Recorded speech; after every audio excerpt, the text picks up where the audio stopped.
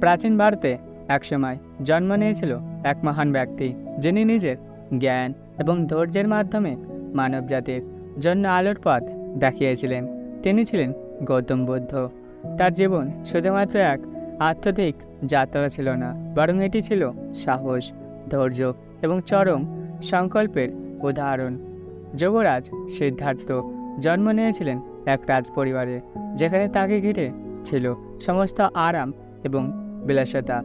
কিন্তু তার মন সবসময় একটি প্রশ্নে তাড়িত হতো, কেন মানুষ এত কষ্ট পায়। একদিন তিনি রাজপ্রাসাদ ত্যাগ করলেন সত্যের সন্ধানে। বৌদ্ধ তার জীবনযাত্রার প্রতিটি মুহূর্তে চরম পরীক্ষা এবং কষ্টের মধ্যে দিয়েছেন। তিনি প্রচুর তপস্যা করেছেন, অনেক সাধুর সাথে সময় কাটিয়েছেন, কিন্তু কোনো সঠিক উত্তর পাননি। তবে তিনি কখনো হাল ছাড়েননি। এটা ছিল তার হিম্মত ও সাহসের প্রথম পরিচয়। বুদ্ধের সত্য সন্ধান তখন শুরু হয়েছিল যখন তিনি বোধিবৃক্ষের নিচে ধ্যানের সিদ্ধান্ত নেন। তিনি প্রতিজ্ঞা করেন যে যতক্ষণ না সত্যের সন্ধান পান ততক্ষণ এই ধ্যান থেকে উঠবেন না।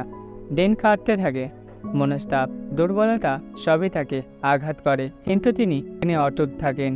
অবশেষে চরম ধৈর্য এবং সাহসের সাথে তিনি জ্ঞান লাভ করেন। গৌতম বুদ্ধের এই জাগরণ আমাদের শেখায় যে জীবনের যে কোনো কঠিন মুহূর্ত হিম্মত এবং সাহসের সঙ্গে লড়াই করলে আমরা সাফল্য লাভ করতে পারি। বুদ্ধ আমাদের জীবনের প্রতিটি ক্ষেত্রে শিখিয়েছেন যে সাহস মানে হলো কখনো হাল না ছাড়া, এবং সাহস এবং ধৈর্যের সাথে জীবনে যে কোনো চ্যালেঞ্জকেই স্বাগত জানাতে হবে।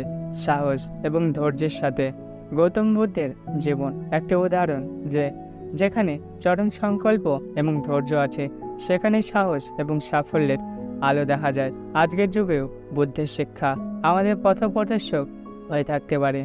আসুন আমরা সাহসী হই এবং কঠিন সময়ে আমাদের মনোবলকে অটুট রাখি।